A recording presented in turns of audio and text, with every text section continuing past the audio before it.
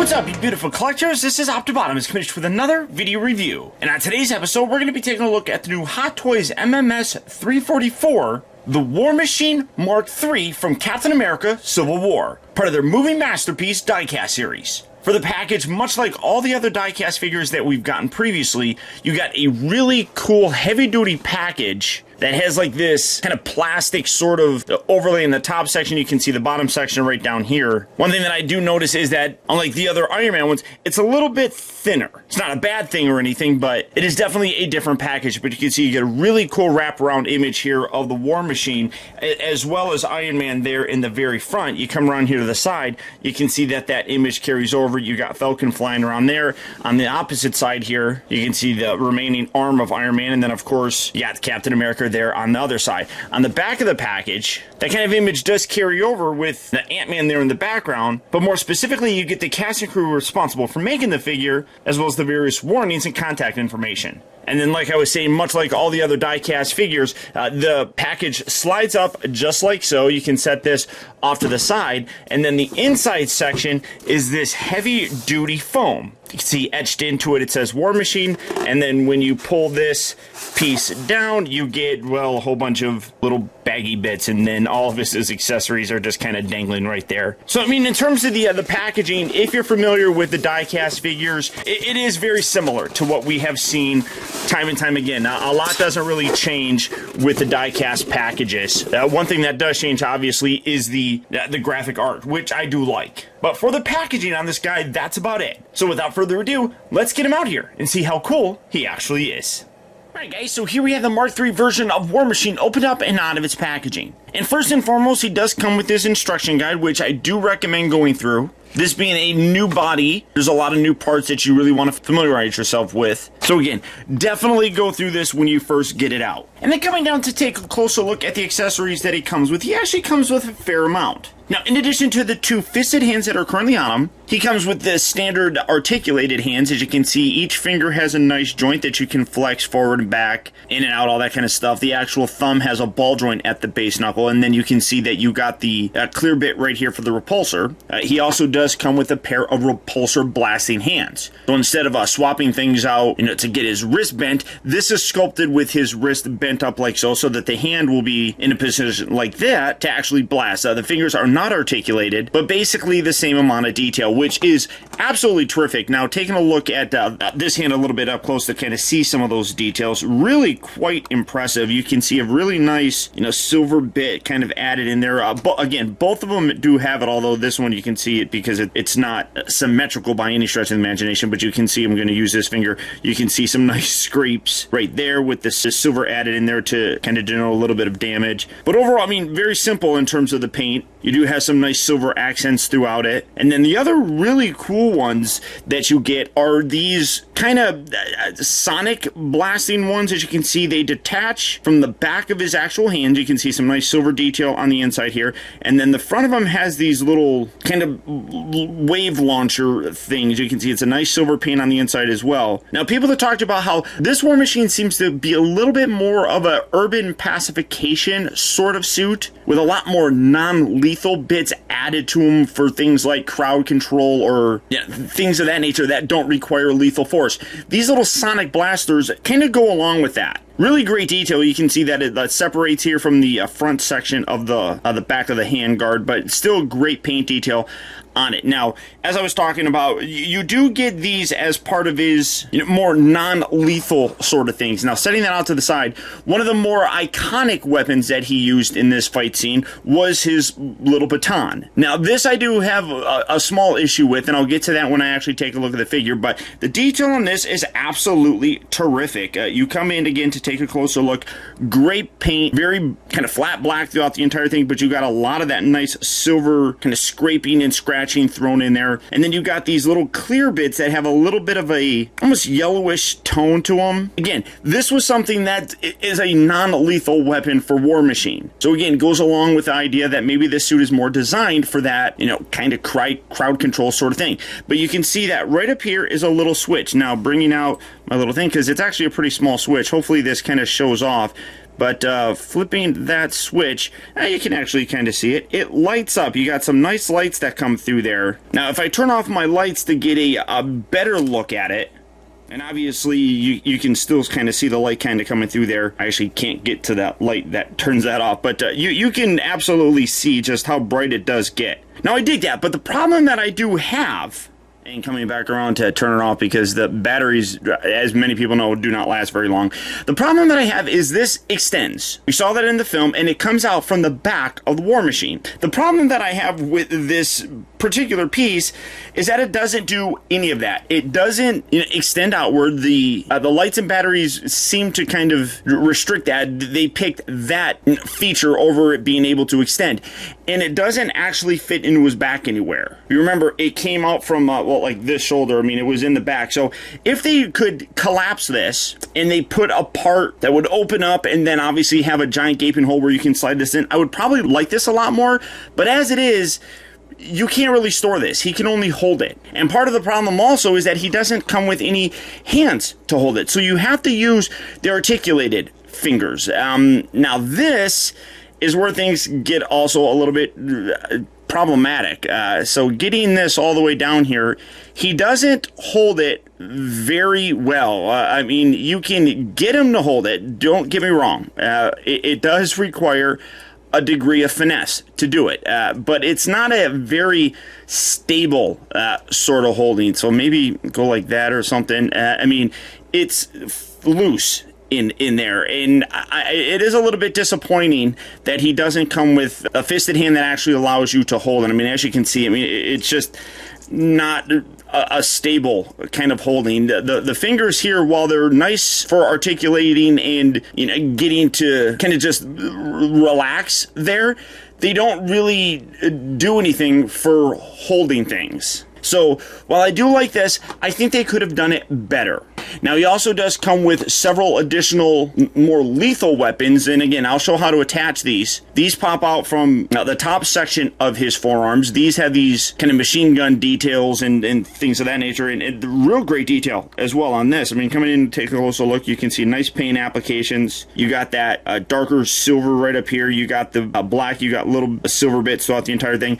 Both of them have a great level of molded detail and sculpting. And then on the underside of his actual forearms, he also does have these little guns that pop out. These are very simple, not really anything in terms of a paint application that I can see on here. I think it's just molded in this black plastic, but good sculpting on these as well. So while he does have several non-lethal weapons, he does still come with obviously lethal ones. And then he has a shoulder-mounted missile. You can see again, sculpted in this black plastic. You got some nice little gold bits on the actual missile tips themselves. And then you have some more shoulder missiles with some nice red painted on those caps as well. So again, all the detail is there. Now, in terms of other battle damage parts, the only thing that he really comes with is his battle damage chest piece. This absolutely looks terrific. Now, I've talked about this before in a lot of Iron Man reviews, that I'm not a big fan of getting individual battle damage parts when the rest of the figure is still perfect in essence. This obviously replicates the blast from Vision that comes up. You can see great sculpting coming up, and then it completely blasts out his arc reactor, basically coming up and then making it explode.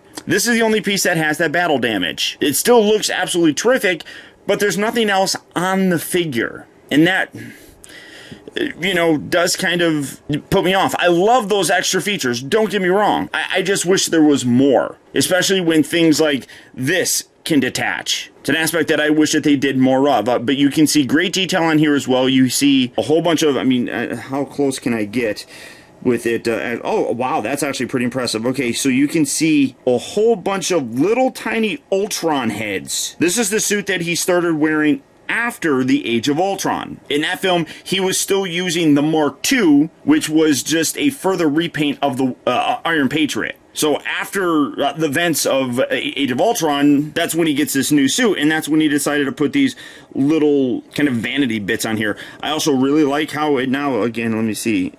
Okay, you can see that it now finally says Colonel James Rhodes instead of Lieutenant Colonel, which was something that was inaccurate on the gray and silver version of the Mark II. That still said Lieutenant Colonel. So great detail, and again, I'll show how to add this. And then another feature that you get is the swappable head sculpt that has the Don Cheadle portrait on there.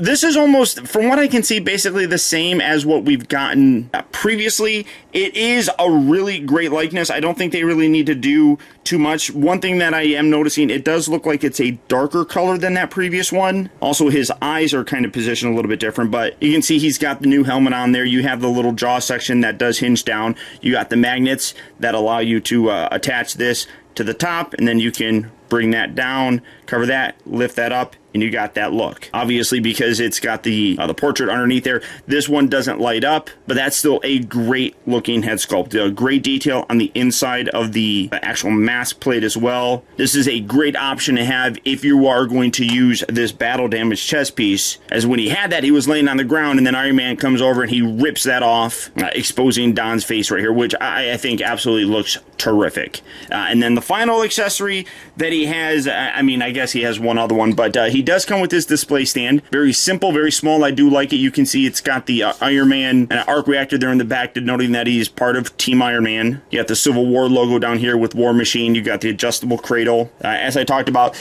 I guess one could say that his shoulder cannon is also an accessory. So coming in to take a look at that, that just attaches to the back section right here. It does just peg in there. You can hear squeaky squeaky. So move that away. And great detail on this. Quite impressive. A little bit smaller than I think I would like. I do like the bigger looking gun, but this is still a great detailed piece. Nice paint variation throughout the entire thing. You got the black and then the silver kind of thrown out there. You can see that it's got 4 barrels, which looks really very nice. It does have a little hinge right here. It does have a, well, does it swivel right there? No, it actually doesn't swivel right there. It swivels right below it, so you can hinge it up and down here. You can swivel it right there. It's focusing on the actual figure, so you can do that. You got a hinge right here. So again, you just come around here to the back. You got this whole open section that you just take this. You got the little peg hole right in there. Just kind of wedge that in there, and you can shift this kind of like that, so it looks like it's kind of just resting in there naturally. Then you can bring it up, shift it back, and then you can articulate that around to get a really nice full range of motion with the gun. I mean, can shoot up, down, left, right, go on the other side, shoot over there. I don't know. I mean, I know it's movie accurate, but I still kind of like the cannon over his right shoulder. That's what all the other War Machines had. Well, you could have put it on either one, but I just prefer on that one. Now, real quick, like I was talking about, this section right here is where the baton was stored. So you have a section right up here where the missiles kind of pop out, but there's nothing underneath this. So it's all molded here. I wish there was a way that you could collapse this and then slide that down and store that in his back. As it is, there is no storage, as I talked about. You have to have him hold it, and that's unfortunate. It was a cool feature of the suit itself. I do think that it's a little unfortunate that Hot Toys didn't find a way to do it. They decided to go with the light up section, which is great. I like that as well. But I think in terms of more of a movie feel, would have been so much better, in my opinion. So great accessories. Everything that he comes with, I really do like. I just think that some of them could have been done a little bit better. Now, coming in to take a closer look at the figure, as you can see, this guy is absolutely breathtaking. Now, I have had almost every other version of the War Machine, and this really is my favorite. The Iron Patriot and then the repainted one into the Mark II really did look good, and I have zero problem with it. But the overall mass and bulk of this guy just really does have much more of that classic War Machine look. When you look at the Mark I, he was very bulky. It was like a tank suit. And then when the Iron Patriot and the Mark II came out, it was a much more streamlined looking figure. This is still streamlined, but it has a lot more of that bulk to it. You see it a lot here in the back section and then in the arms. The rest of the body has it as well, but those are the parts that I instantly notice. You can see great detail with the paint wear. You can see he's got his little Air Force and a tattoo right up on there. You can see the Colonel James Rhodes logo on that section, much like the battle damage one. And then you have all those little victory marks on his chest. Just an absolutely stunning staggering figure. One thing, it's also a lot heavier. It's a good solid pound heavier than that Mark II. Now, I did weigh it, and the Mark II is about, and remember, the Mark II is a die-cast one as well. The weight for that was, I think, 1 pound 15 ounces, whereas this one is 2 pounds and about 12 ounces. So, like I said, almost a full pound heavier. You can see you got the 3 right here denoting that he's a Mark III. All the wonderful detail on his abdomen area. You can see he does have several little scratches, but the rest of the figure, for the most part, is fairly clean. So again, when you swap out that battle damaged chest piece, it does put me off. I mean, he didn't have a lot of battle damage, so I guess it's not too terribly bad, and that's more of a, I guess, overall general nitpick that I have. I mean, the battle damage really was primarily just there on his chest, but I would have liked to have seen extra pieces kind of thrown in there. You got all those different gears and gizmos attached to him. Great detail here with the actual legs. You come around here to the back, you can see you got thrusters built into his calves. Again, very bulky calves, which worked very, very nicely. Just again, amazing amount of detail. The black, the gray, the silver all looks really very, very nice. Now, for the features on them, like I said, you can pop the head off. It's just on a ball joint. Taking a look at this real quick, though, just to kind of show the actual light-up feature. Coming in there, it is basically the exact same. You just don't have that light-up feature, and you can see that due to the fact that this opens, it does create a little bit more of an opening here than the one that lights up. But for that, all you do is you come around here to the back, pop this off, and then you got the switch and the batteries right there. You put that on, and you got kind of a pinkish light. I kind of like a more reddish color, but that does still look really nice nonetheless. So that's one of his light up features. But to swap out the head, as you can see, it's just on a ball joint. So separating that and then taking the one with the Rowdy portrait, put that on there, and then just position that. Give that a nice little push. It's a little bit tighter than the ball joint on the light up one, so you have to push down a little bit harder to get it in. But you do have that as the feature. Now for the chest, we're going to just battle damage them up. This piece right here has a little bit of a lock and then a bit of a magnet kind of feel. Actually, does it even? No, there is no magnet. It just kind of locks in up there on some little tabs. Great detail on the intersection here. You can see a lot of that kind of silver tech detail added on there as well. You take this, and then so when you put it on there, again, so now you have the arc reactor, but it's not actually cracked. Well, I mean, you got a little window on this. That window is cracked, or it's completely missing, I should say, on this. And then you got the undersection. I would have liked it if you could have had some damage on there, but again, you really can't do too much with that, as that's part of the sculpting. And then for the additional shoulder weapons, these can be a little bit tricky to kind of get to, so utilizing my fingernail, I got a bit of a fingernail. Okay, so you lift this piece off right there. It just tabs in there. Again, I do wish that was kind of magnetic. It would make things a little easier. And then you can take his little missile pods that have that little slot bit right there. You just put that right in there, and it's like it swivels and then lifts up. I wish that was more of a mechanical thing as opposed to swapping out. Again, I do also wish that you could open this, because as it is, there's nothing really here, but that's where his baton was. So that would have been a nice additional feature. And then these pieces lift up. These ones, I think these ones are magnetic, so it's a little bit tricky. The best way to do it is kind of come around here to the side. You see a little indent, like right along the side. Kind of get your fingernail in there, and it's a little bit easier for other people than it is probably me, but you just kind of wedge this. There we go. Just pop that up just like so, and then there's a double hinge, so it kind of shifts back on both. And then you take these little bits right here, and literally you just slide these in. Now, is that the right arm? Maybe that's not the right one. You just kind of position them in there. They just kind of tab in right there, and you got that and a more battle damage sort of thing. And then you can take this, you can move this over, and he's definitely not just a riot control guy. I mean, that's, although that looks a little bit weird. Oh no, well they are on an angle, so I guess it really doesn't matter. But I mean, he definitely still is armed to the teeth, as you would expect War Machine to be. I do wish that these were more mechanical though, as opposed to just pulling them out and putting them back in. I mean, that's a little bit unfortunate. You got to take that off, and then you got to bring this little tiny piece put that back in. They've done a better job in the past, and I do hold them to a very high standard, so it may not necessarily be fair, but I do think that most collectors would agree with me on that.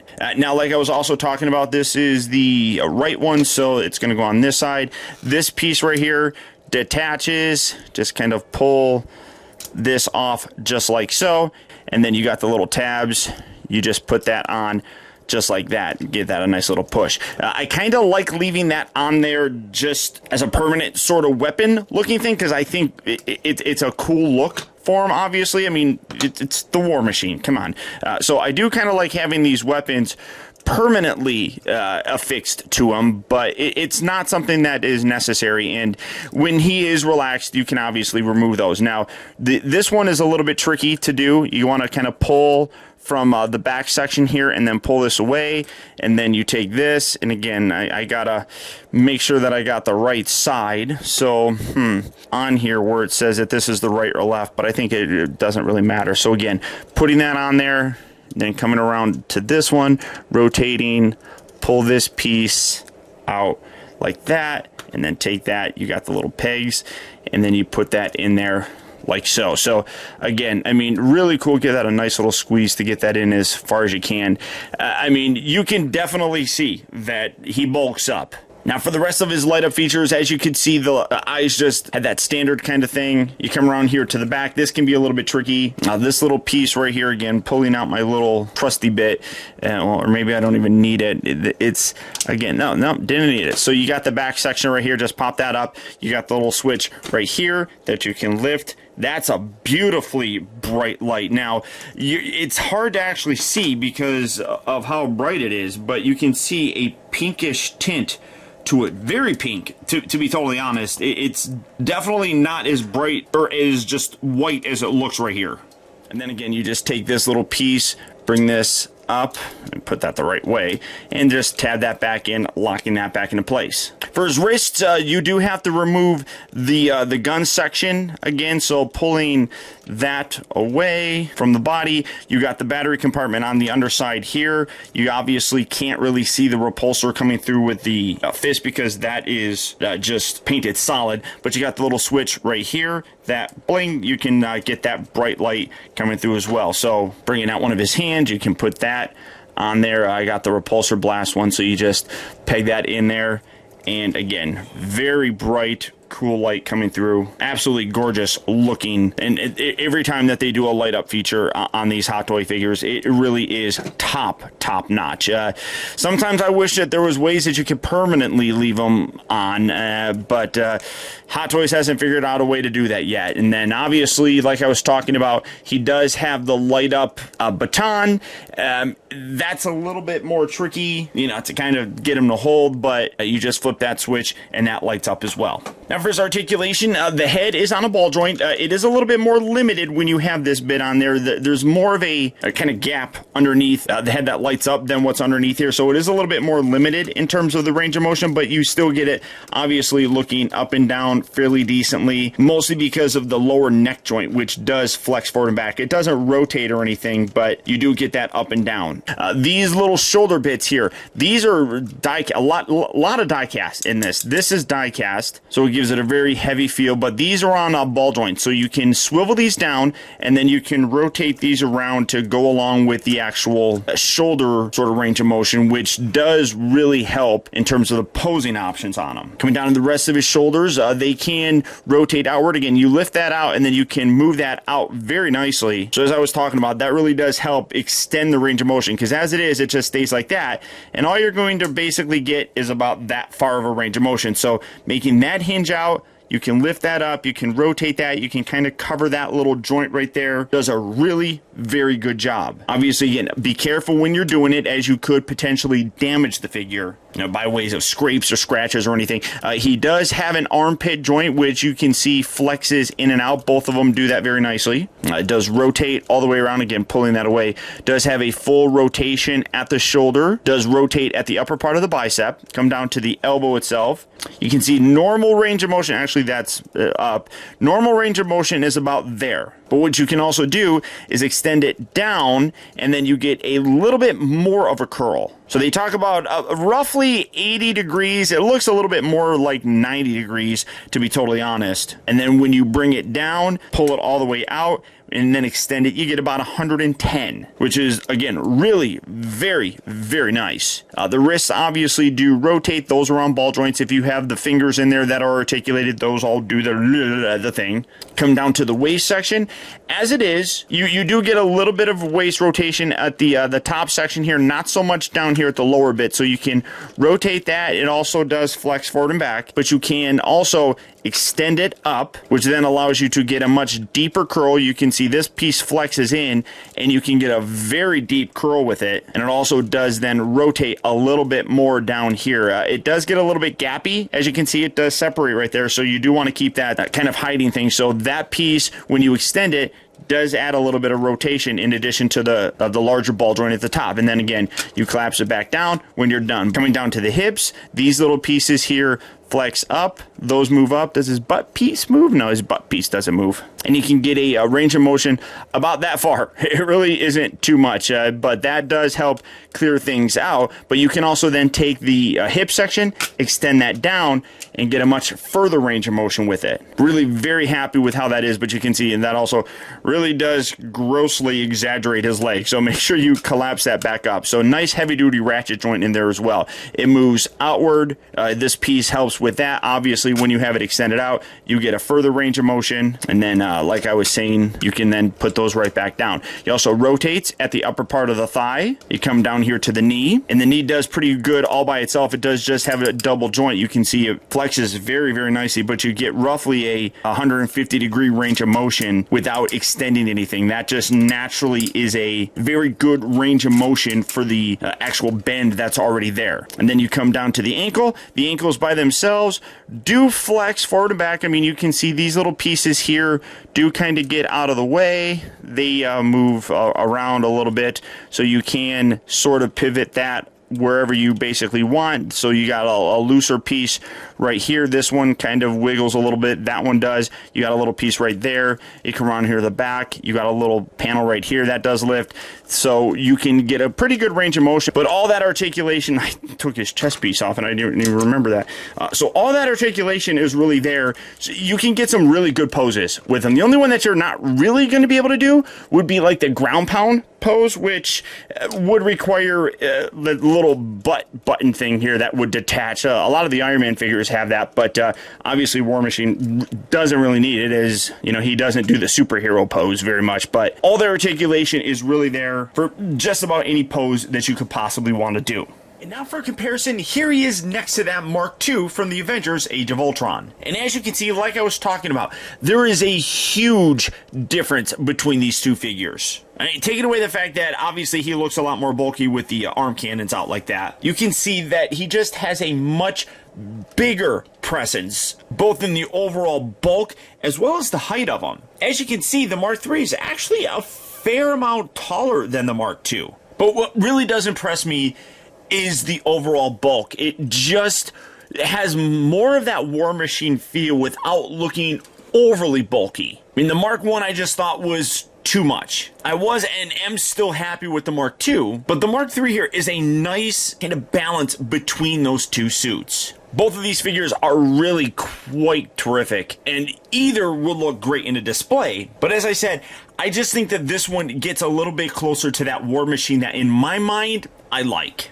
But this guy really did turn out terrific. It is a marked improvement over the previous one, but there are a few aspects that I wish were done different. I really do, like I said, like his baton. I just wish that they didn't include the light up feature that would have made this probably a little bit easier to collapse and then store in his back. To me, that's a missed opportunity. Also, I do wish that the kind of like missiles that come on in the chest were actually integrated to the suit. Again, they've done that sort of thing previously, and it would have been nice to see them do it again. Now, despite the fact that War Machine in the movie does seem to be a little bit more of a passive sort of... Now, despite in the movie the Mark III seeming like it has more of a passive sort of purpose, I guess, just about everything that we saw in the movie is replicated very nicely here in terms of figure form. Personally, for me, this is the best version of War Machine that we've ever gotten. The diecast reissue Mark I, while really impressive in terms of incorporating all the various features, I just feel like the design is a little bit too big for me. That's not a problem with, Hot Toys interpretation, that's just the way that the suit looked. So in terms of speaking aesthetically, this is what I like, and I'm absolutely thrilled to have this guy. So